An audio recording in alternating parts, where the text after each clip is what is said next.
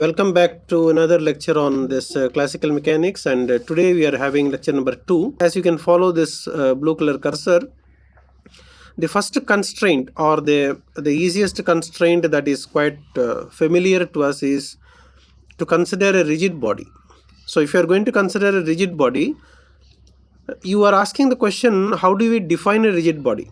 Because a rigid body itself requires one definition, right? How do I know whether the body is rigid or not? So when you are asking that question, and here you can see that if you are going to consider any two atoms or molecules, so I am going to show two of the dots here.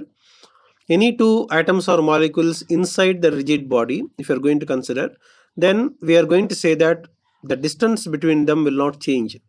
That is how you define it. So right now, so that is the one which is going to make the definition for the rigid body. And how do I calculate the distance between the two atoms or two molecules inside it? Is that we need a coordinate system. So that is very important.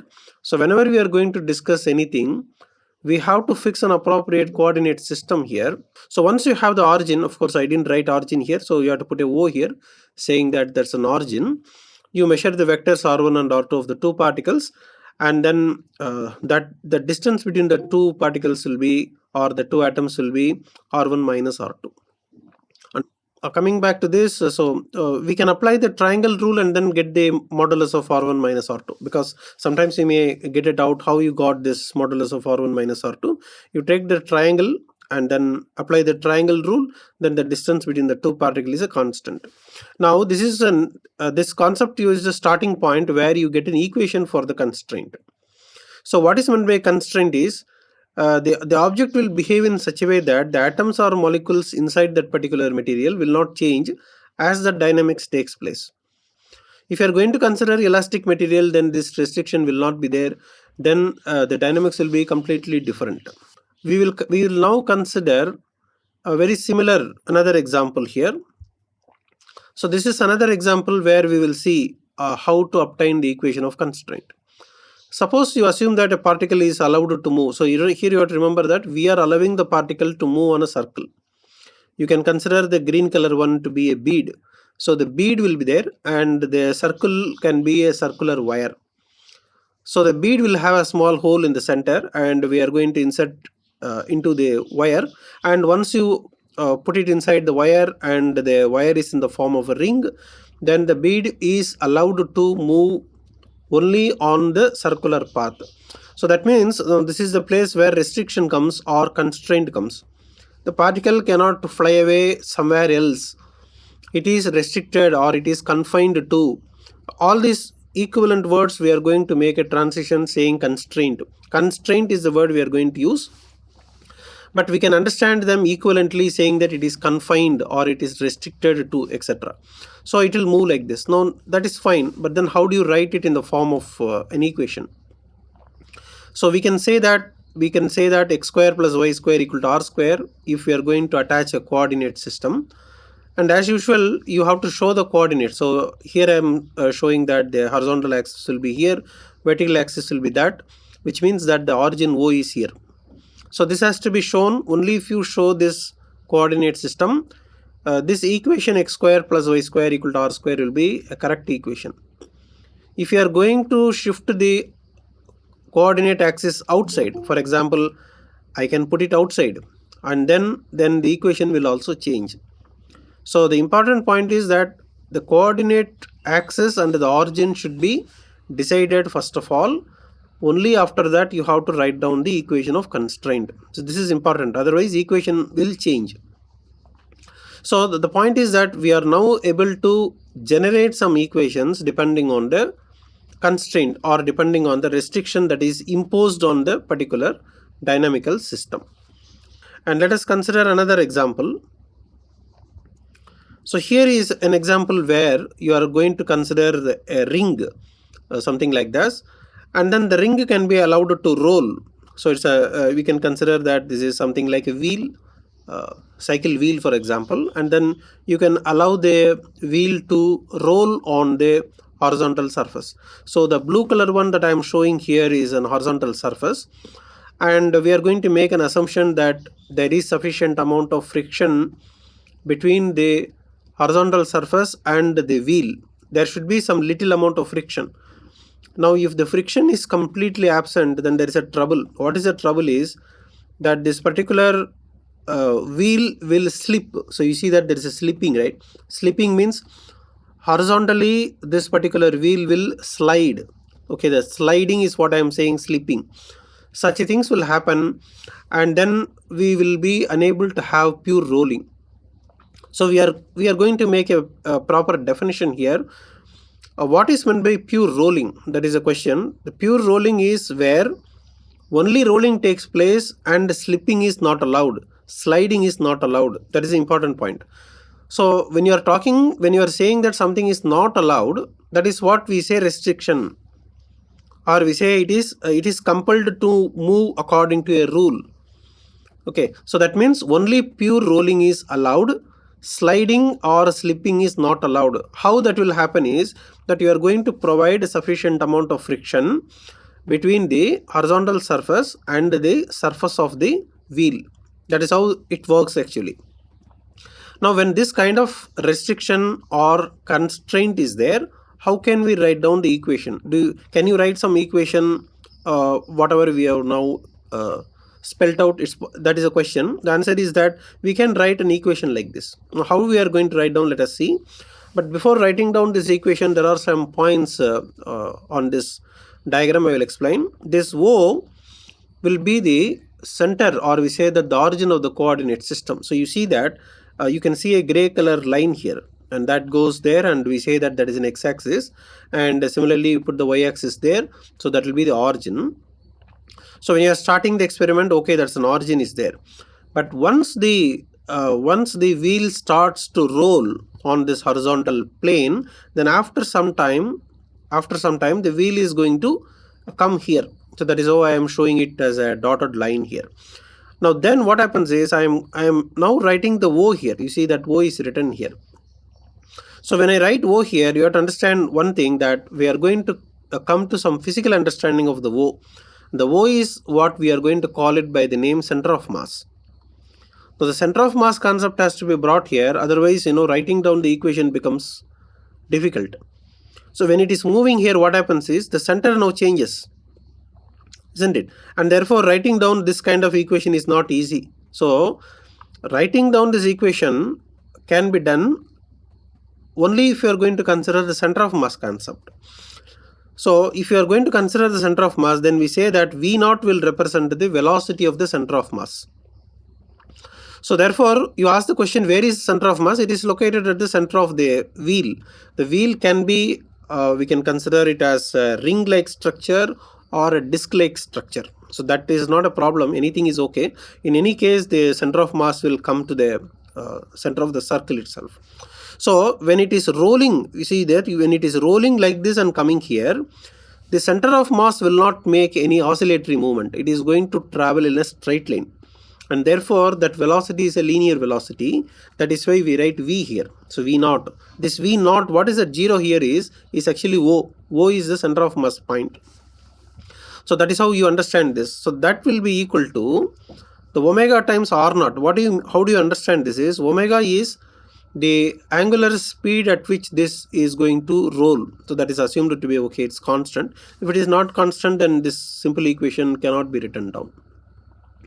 Okay, so we are going to make an assumption that this particular wheel is going to uniformly roll with a uniform angular velocity omega.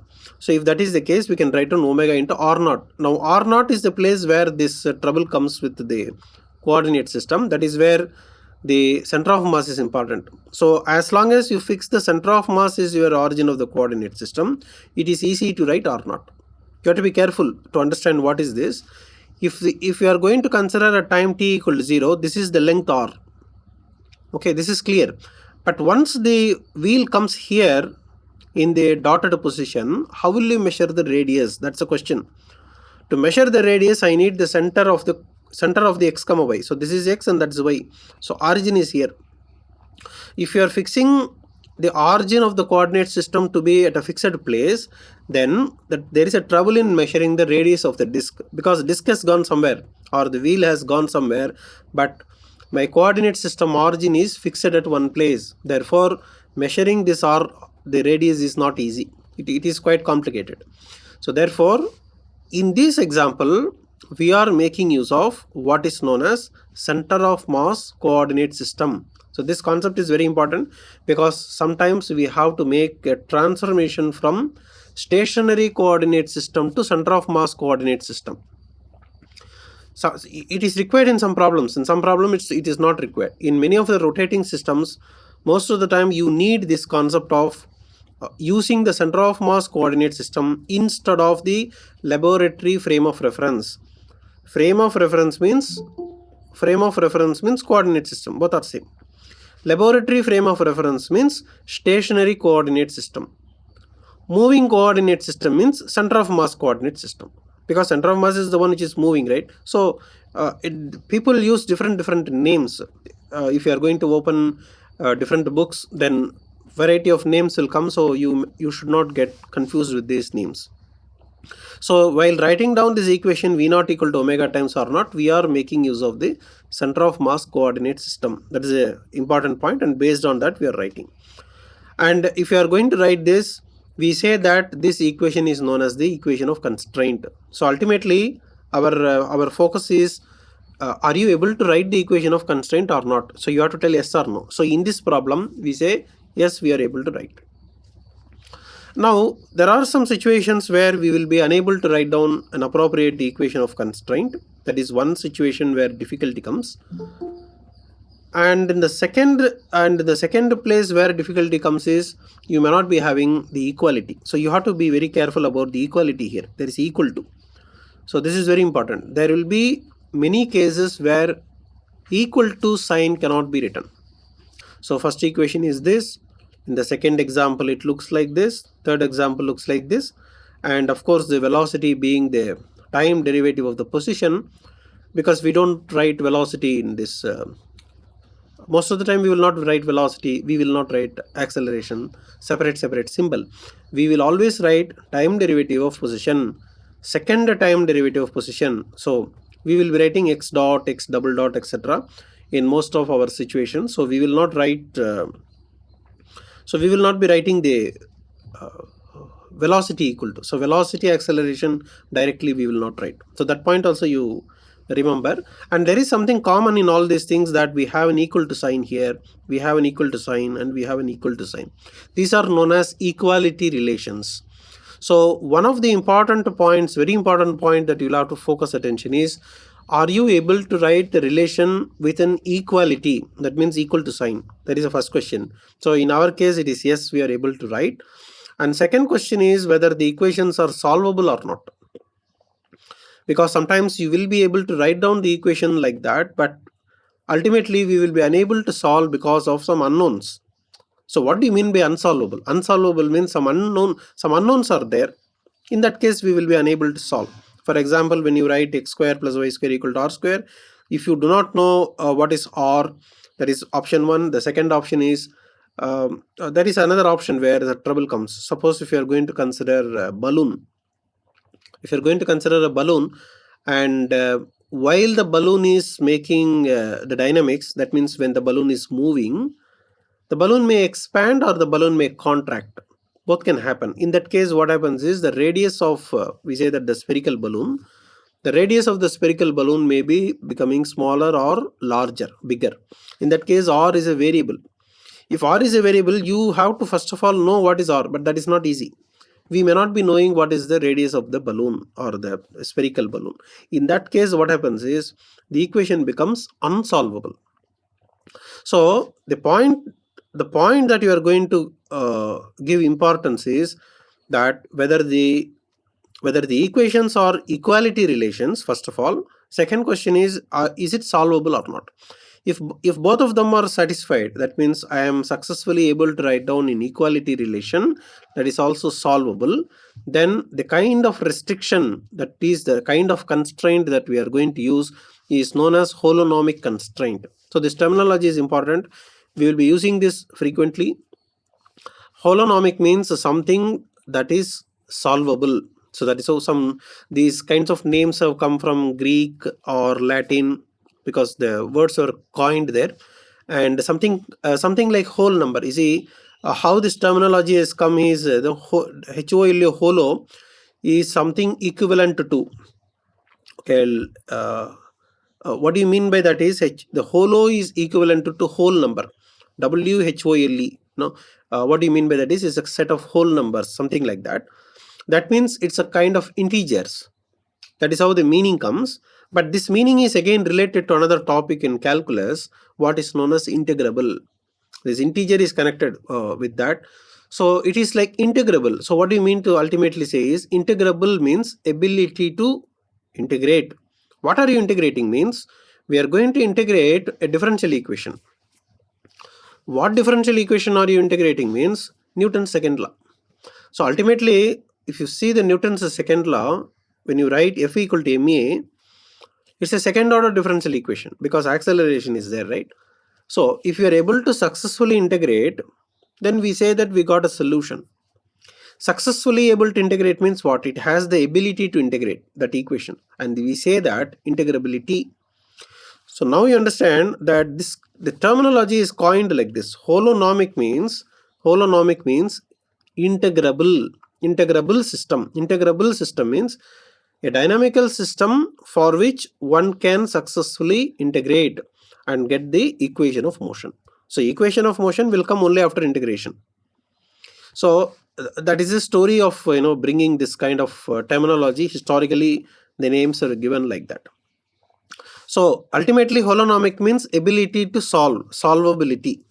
So what is the opposite of that? The opposite of this is important. Opposite will be the non-holonomic systems. Non-holonomic constraint means whenever you are unable to write down the equality, that's very important. Suppose if this becomes greater than C, the first case, it can be greater than C, less than or equal to R square. And here sometimes, if time enters into picture, here time is not there. Suppose if time is also entering into picture, then what happens is even though there is an equality is there, it is not solvable. So troubles will come when time enters into picture.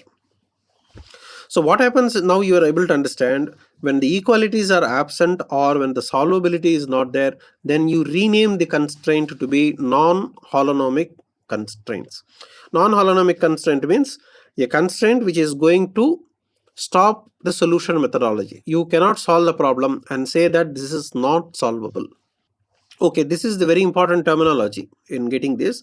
And once this is clear to you, now we will see how to understand the generalized coordinates. So that we will discuss in the next class. Okay, so I think this is a place where I would like to conclude, and you can ask any questions if you have.